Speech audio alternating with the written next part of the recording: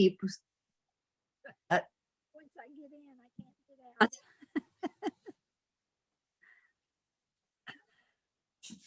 How are things in Iowa? Well, they're warming up, but we're supposed to have snow again today. So, but it's supposed to be in the 40 most of the rest of the week. So last week, I think Friday was the only day it was above zero before I left, when I left for work. And 2 days it was below zero when I came home. It never got above zero. We can't complain. Yeah, we can't complain then, because although this week it's supposed to be in the 40s, so our snow will Yeah. disappear. How much snow did you guys end up having? About 8.5 inches here on the farm. Okay. I talked to my sister. I'm trying to remember what day it was, and it had just started snowing. So it's been about a week since I've talked to her. Started snowing Monday afternoon, and pretty hard. And then It was beautiful. yeah, it's pretty, but Oh yeah, it's beautiful out. it was cold, and I thought we've got no place to go, so I didn't even bother to get the tractor out to do anything. And Yeah. we have a grandson who as a sidelight plows during snowstorms. So That's always nice. we've got nowhere to go for the next couple of days, but if you could swing by on Wednesday, because Nancy needs to go to the doctor on Thursday. So he came by and in 20 minutes, had done what would have taken me 2 hours on the tractor with, Oh yeah. because he knows what he's doing and I just putz around. He goes to Indianapolis. Well, it was so cold that we didn't. There was places that we didn't. Roger's got a big tractor and a plow, and he's like, we can get in and out. I'm not going to get the tractor out because it's hard starting them at this time of the year when it's zero. Yeah, fun to go out there and get out to the barn and get all bundled up and get on, and then it won't start. It's all gelled up. So after the first year, I did learn to point the tractor into the center of the barn instead of pointing out towards the door where the wind would blow through. Oh yeah, that's a good idea. Yeah. You weren't a barn boy. Hey, Chipster. Good morning. Good morning, everybody. Good morning, Chip. Sylvia and Dan. Morning. Good morning. Whoop. Go back there. Yeah. Well, Maria thought you came down or that the snowman walked down. Yeah. But it actually kind of came from the other neighbors. Laura walked over and built that. They've been in Florida all week. Oh. And they just got back last night, them and their grandkids. So she came over and built a little snowman. That's nice. You just have to smile at snowman, don't you? Yeah. I saw a snow woman yesterday, and the guy reporting said, "Look at this snowman." I thought, no. He didn't look close enough.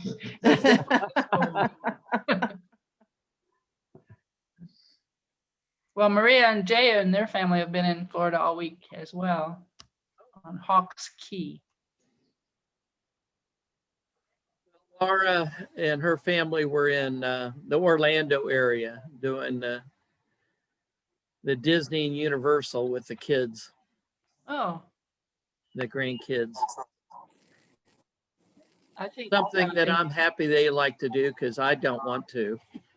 Well, we Well, did. it'd be fun to go by yourself, though. I mean, I think it's a great place for adults to go enjoy the day. I like Epcot, but Yeah, we have a picture of Lexi Universal Studios. when she was a baby. I went to the real Universal Studios out in California when I was in high school. So when it really That's where- was just where we movie went. lots and stuff, that was fun to see. All this stuff I thought was so big and real. Psycho Manor was still up on a hill. And we watched, we went to also California with Dale's brother and saw how they split the Red Sea, you know, how Moses split the Red Sea, and it's this little pan of water. Oh my gosh.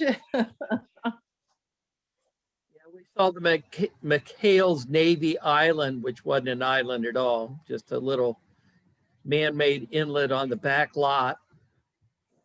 And my sister and I were talking about that when I went to visit her. That was the last family trip we all went on. Log on, I'll get my. Because after my dad decided to drive 36 hours straight at one time with occasional break for a nap, I swore I was never going on vacation with him again. I was done. But Okay, we're gonna talk about that later.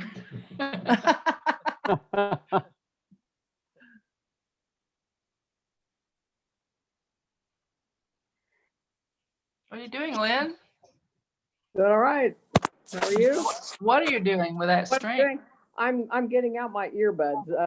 Steve's coming out here with his laptop too, and if we're sitting side by side, then we kind of have to do the earbud routine. I thought maybe you were getting your yarn out to do some crocheting. Oh, well, that's over here too, right beside me, but I was not messing with that at the moment.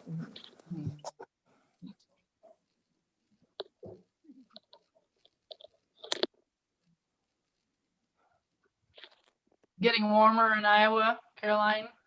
Yes, I said on Friday was the first day this week that I went to work and it was above 0.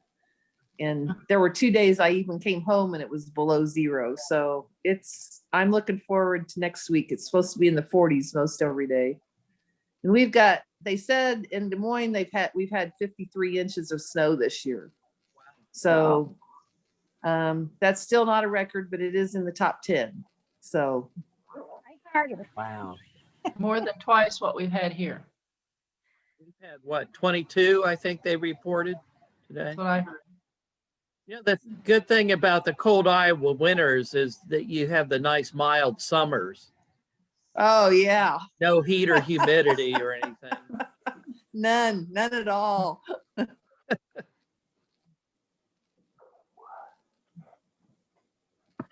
Well, we're I'm off just to glad I don't live in downtown Texas. later. Nancy's going to get her second COVID shot. Oh, today? Good. Yeah, it got canceled on Tuesday due to the snow. So Oh, Chantel. good Hi, to see you, Chantel. Chantel. She's so quiet.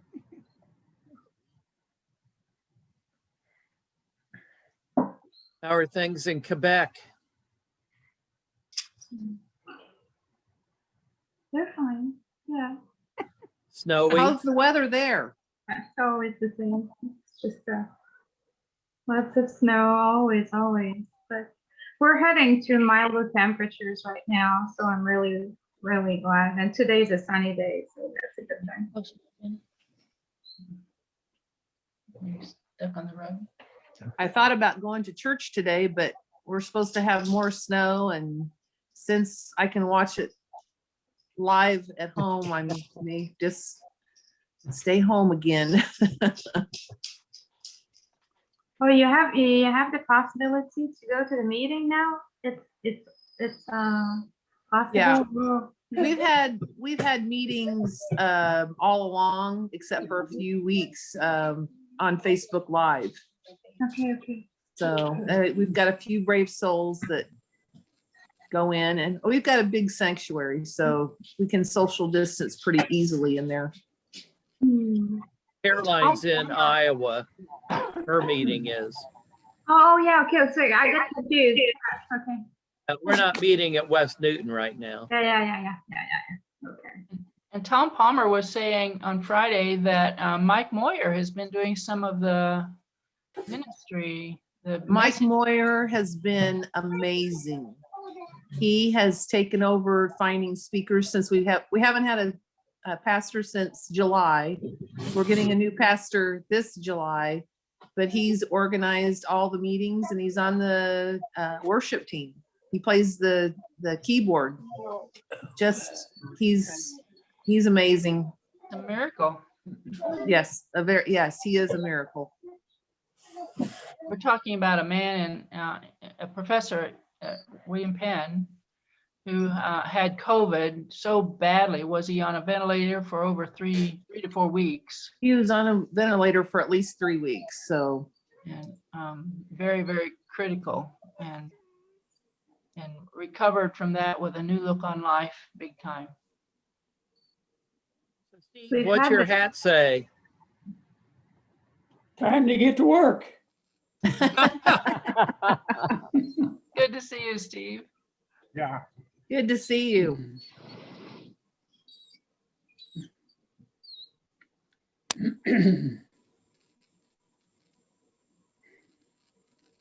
Hi, Chris.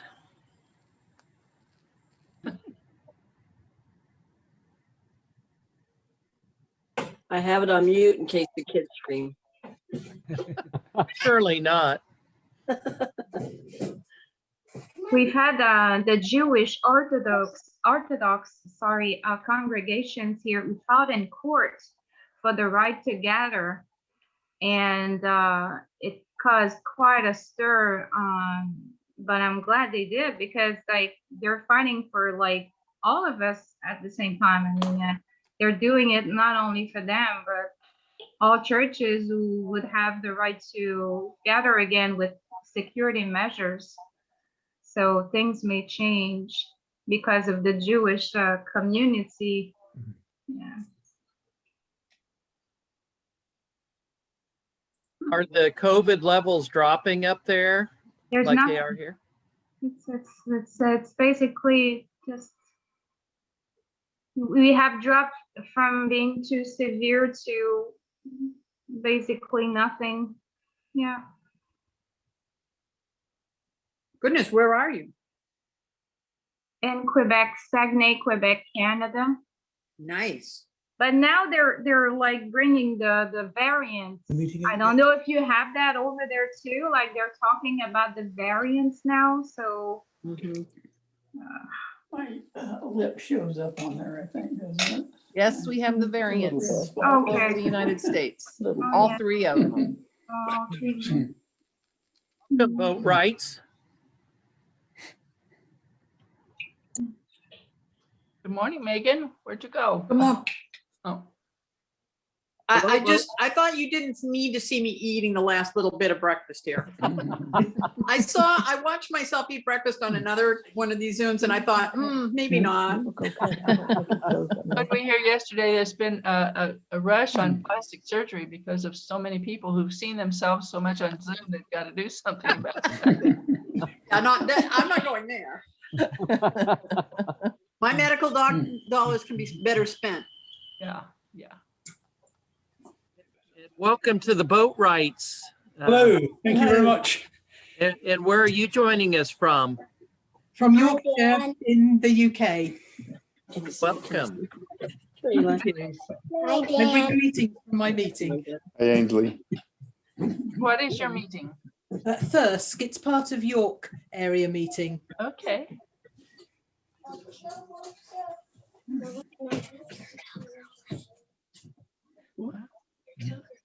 We Oh, just in have this particular- early time of sharing and welcome. So would you like to tell us a little bit about your meeting? Yes, one person in particular, Jeff Sewell, said he's had some dealings with you about the Friends School in Ramallah. Oh, yes. So he particularly wanted to be remembered to you. Oh, that's nice. Glad to hear. We're a fairly small meeting in Yorkshire's one of the biggest counties in England, Mhm. quite hilly. Our highest hill is about twice the height of your highest hill. I looked it up. Nice. And have you been to Ramallah? Do you have a special interest in the Ramallah school? No, I haven't. I'm not sure if Jeff has actually, but we have supported it from our meeting before. Yeah. We have on the screen, you had see Lynn Perry Mills taught there for a couple of years. Many years ago. Quite a few years ago, yes. And Dan's sister taught there for a couple of years. All right.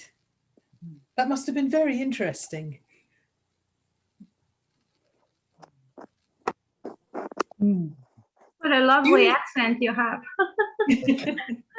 We were thinking the same about you. So amazing. I love it.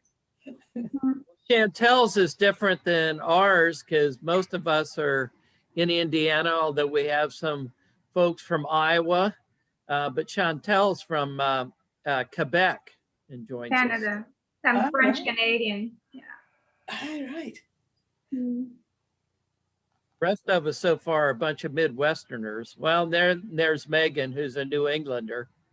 I was just going to say, I don't pull out my really serious Boston accent. Oh, please My do. father insisted on ours in their proper place. So how would it sound if you did it? Well, you know, they always say that wicked awesome thing, but you would say hoss. And I mean, I grew up with people who said hoss instead of horse, Oh, right. stuff like that. Yeah. But my brother was a great mimic and could do that. And it drove my dad crazy. Like, don't even go there. But I'm not that good. So I just say things the way I say it. I say tomato. Everybody else says tomato. Or aunt instead of aunt. Things like that. Aunt. Morning, Dave. Morning. Not a bad aunt. She's a good aunt. She's a good aunt. Good to see you all, especially you, Steve. How is it in Florida today? Sunny and 70-ish, and windy. Lovely. How long are you there for? He lives there. I hope for quite a while yet. Oh, I didn't realize that. Watching a golf tournament yesterday. I forget where it was, but it was so windy they had to cancel it.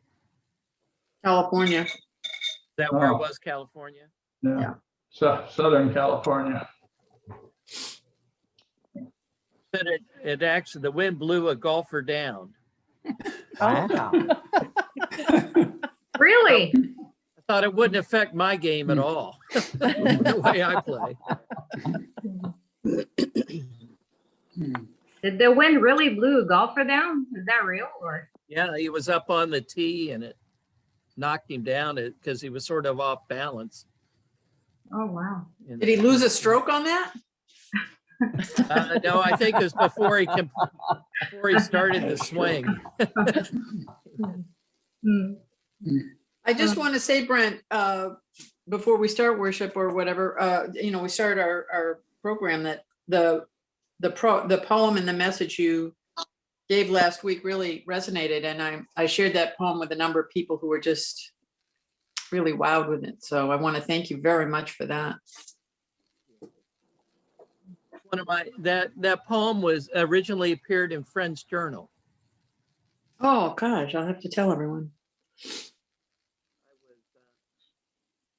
Corresponded with Christine Kelly a couple of times, and she kindly gave me permission to use it in one of my books. So that was Nice. nice of her. Well, we're at our start time. I wonder if there are joys or concerns to share before we go into worship. I have a joy that I had a good conversation yesterday with Eunice Ferguson, and she asked me to send greetings to her friends at West Newton. Oh, She's doing well. She's 86. She had a tumble a couple of days ago, and her face is all black and blue, but she's okay. I'm glad to have Steve feeling well enough that he's attending meetings actually on the screen instead of just listening. He's doing so much better, and I'm really grateful for that.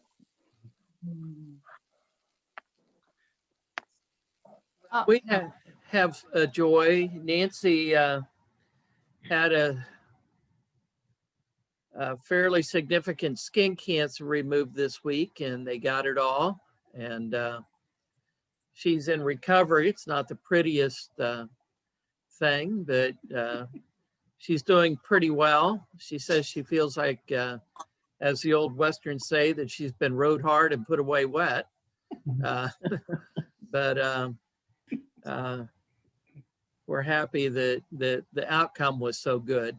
And they confirmed it right there, the kind of surgery that they had. They could tell us that everything was okay. Well, I fell on Tuesday and thought I broke my arm, but I just cracked it. So I'm very thankful. We're thankful too. Not that you fell, but but I was out feeding the cat and taking pictures. So anyway. Sylvia is our, did I cut somebody off? Sylvia is our worship leader today and will speak out of the silence as she feels led. If you could mute yourselves to help avoid feedback, that would be good. And of course, during our expectant waiting, if you feel led to share, please just unmute yourself and do so.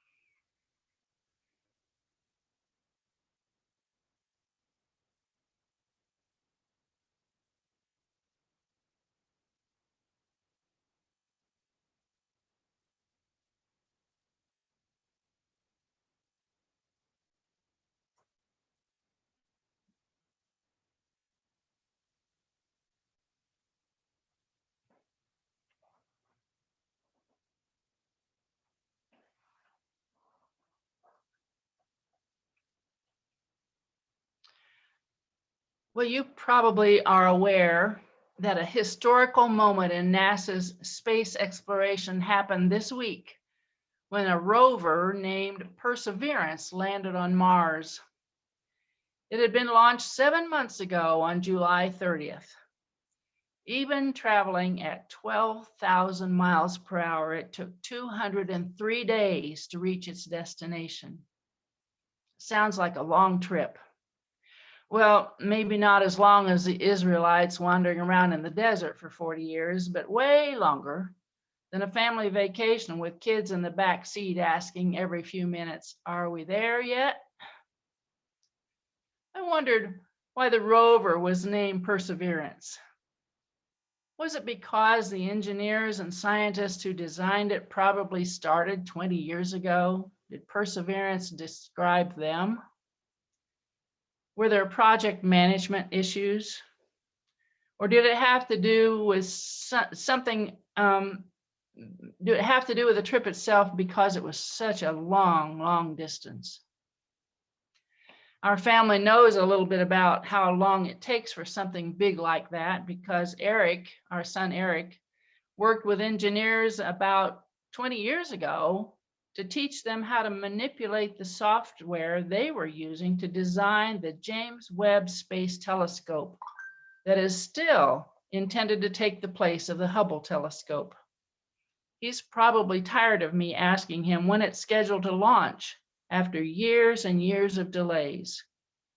So yesterday I looked it up, and there is actually a current launch date scheduled for October 31 this year. It will be the largest telescope ever sent to space, capable of gathering more light and achieving superior visual clarity compared with any other telescope ever. Perseverance actually may be paying off, and we'll get to celebrate that hopefully on Halloween this year. I had already decided to explore the meaning of perseverance as a message today before I learned of the pending arrival of the rover on Mars. I've been thinking of that word since Dan received a handwritten Christmas greeting from a classmate of his named Alice. Handwritten on purple paper, a Christmas greeting. Reading her letter was one of those experiences that said to me, oh, there's got to be a sermon in here somewhere. I want to show you a picture of Alice. I hope you can see it. She is standing next to her garage, leaning on her walker, which is next to a sign that says, "Life is an adventure. Enjoy the ride." She's also holding up a lovely picture of a farmstead with the view from the center of a hayfield with round bales covering the landscape. This is what Alice's greeting said. "It's time for my Christmas update. No trips or reunions this year because of all that is going on in the world nowadays. My picture this year was taken at my home on Sunday, April 26, 2020. It was a very nice day. It is a picture of a 2,000-piece jigsaw puzzle of a farm near Leland, Washington. 2,000 pieces. When I bought the puzzle a number of years ago, it reminded me of when I was a kid on the farm. It has taken me 25 years and 4 moves. I assume she meant moves from house to house, different homes. Took me 25 years and 4 moves to get it put together with only one piece missing. I had bought another box of the same puzzle at a book sale, and it took me 2 days to find the piece I needed. I'm now working on a 1,000-piece jigsaw puzzle of the Golden Gate Bridge view of San Francisco, California. I hope this one doesn't take me as long, and if it does, I will be over 100 years old when I get it done. I'm wishing you a Merry Christmas and a Happy New Year. Love and prayers, Alice Smith." After reading that letter, I didn't know whether I admired Alice for her perseverance or wondered if working on a puzzle for 25 years is worth the effort. I also wondered if having perseverance in that case was a virtue or a misguided obsession. The Apostle Peter says this about perseverance and considers it certainly a virtue. This is from Peter 1:1-11. "God's divine power has given us everything we need for life and godliness through our knowledge of him who called us by his own glory and goodness. Through these, he has given us very great and precious promises, so that through them you may participate in the divine nature and escape the corruption in the world caused by evil desires. For this very reason, make every effort to add to your faith goodness, and to goodness add knowledge, and to knowledge self-control, and to self-control perseverance, and to perseverance godliness, and to godliness brotherly kindness, and to brotherly kindness love.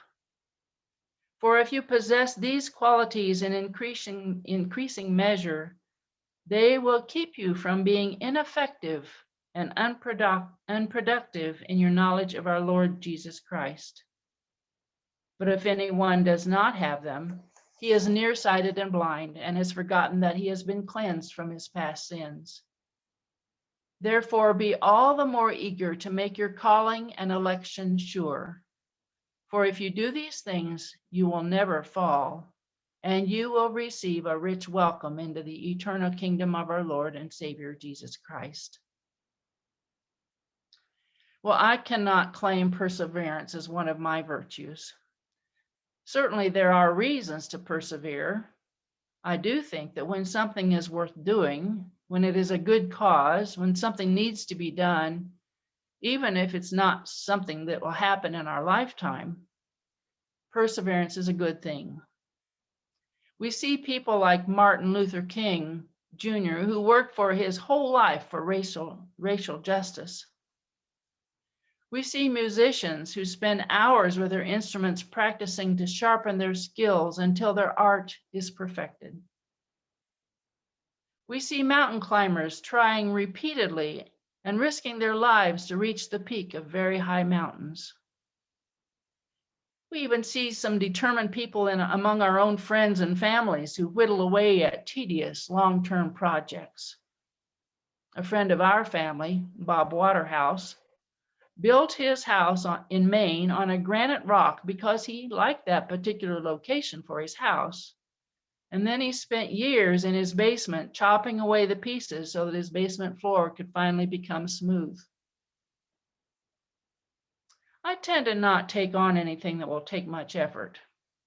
It is easy for me to say I can't do that because I don't have time, I don't have the skills, I don't have the drive.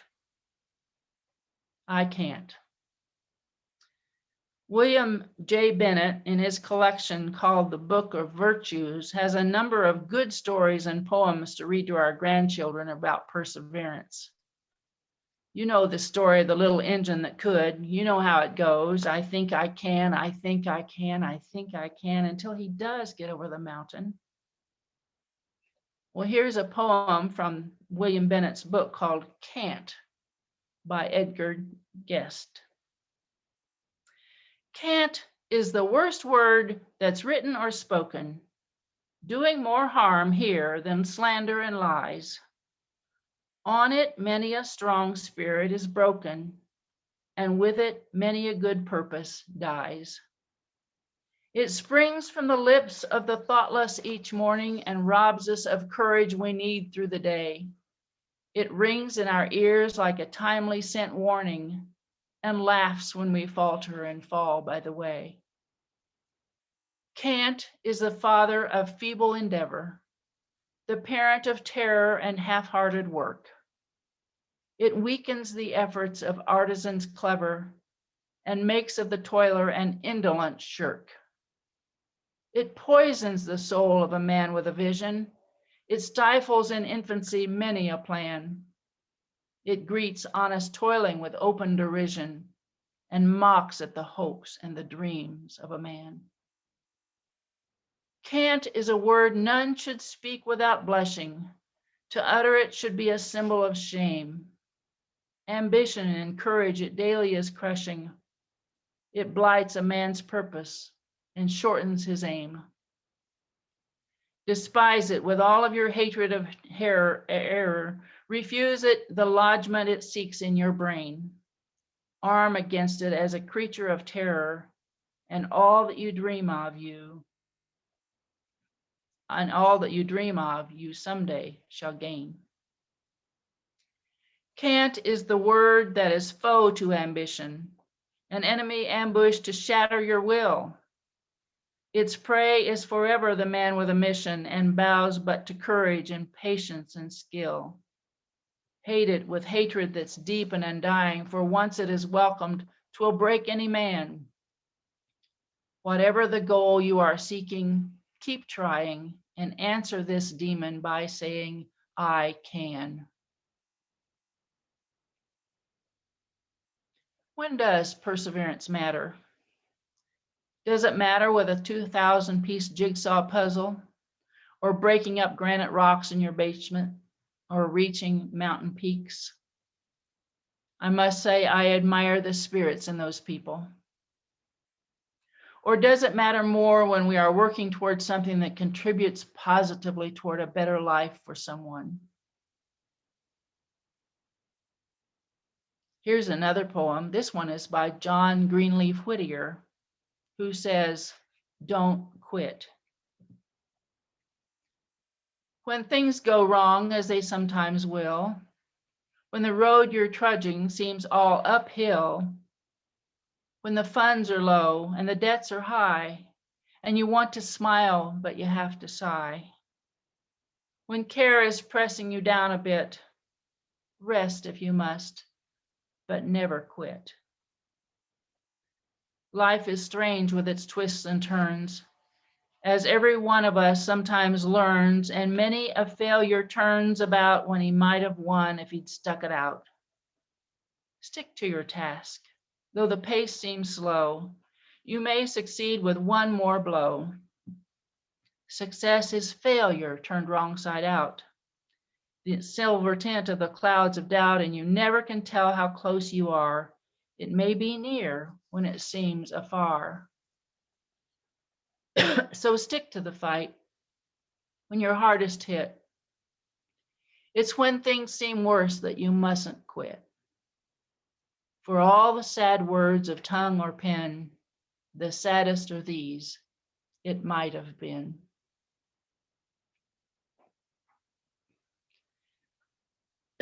There are also reasons to persevere that don't always include building something bigger and better, but may actually involve quitting. It takes perseverance to quit habits that are not good for us or for our relationships. Maybe we have a nasty health habit. Maybe we have a habit in our speech that keeps us from getting a good job or a good relationship. Maybe we have the habit of just slowing down through stop signs rather than coming to a stop. A habit that puts yours and others' life in danger. John Greenleaf Whittier's poem doesn't apply to those. Instead, we need to reason that our resolve to make changes needs to remain strong. That we mustn't give up on ourselves, that perseverance matters when it comes to changing harmful and habitual behaviors. I'd like to repeat the words from 2 Peter. Make every effort to add to your faith goodness, and to goodness knowledge, and to knowledge self-control, and to self-control perseverance, and to perseverance godliness, and to godliness brotherly kindness, and to brotherly kindness love.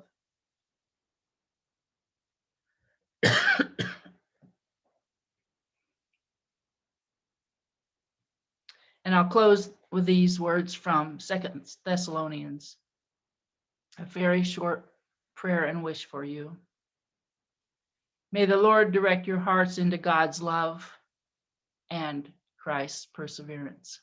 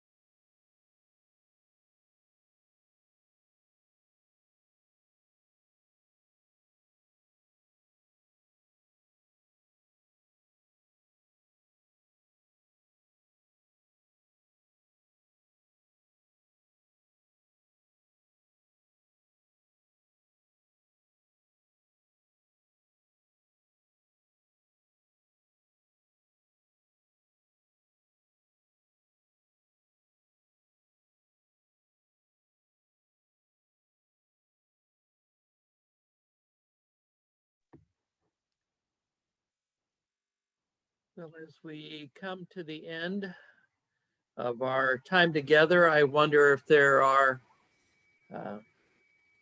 thoughts that friends would like to share before we close. I would just like to say something to Sylvia when you talked about perseverance and the name and how it was chosen. Actually, it was a contest by the NAVA, and it was a fourth grader who actually got picked for the name Perseverance. So it had no particular meaning. It was just out of a contest. So I just had to tell you, some kid who had picked the name. Yeah.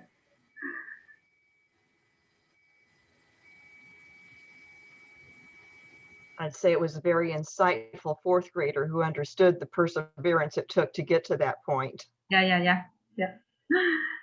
It was. Brent, I want to just mention that we have received a mailing from the yearly meeting office that contains a copy of the 2020 Quaker lecture and study guide that you and I are familiar with. And you invite all of us to get a copy, and I will send it to you. If you're not interested, you can let me know that, but I will be sending it to the West Newton people, and we can consider doing an online discussion of this. So I'll be sending it to you right away. Great, and we'll do a little poll of folks to see who'd be interested in participating in that, and when we might be able to schedule a time that we could all do that on Zoom. The title is Children of Light in the Neighborhood, and I think it's especially helpful to figure out how we can be the children of light in our neighborhood at West Newton. Good to be with you all. Our international gathering today. The joy of Zoom, even in this terrible time, to be able to be with friends near and far, and to worship together. So, Who is international? well, Chantel is from Quebec, and the boat ride's from the United Kingdom. Wonderful. Yorkshire. I probably said that wrong, but so happy you were with us. Thank you very much for having us. Oh. Feel free to join at any time, all of us. As Tiny Tim says, may God bless us, everyone. Bye. Bye. Thank you for your message, Sylvia. Thank you, Sylvia. Thank you. I'll never be able to say I can't without thinking about that now. Got to the point.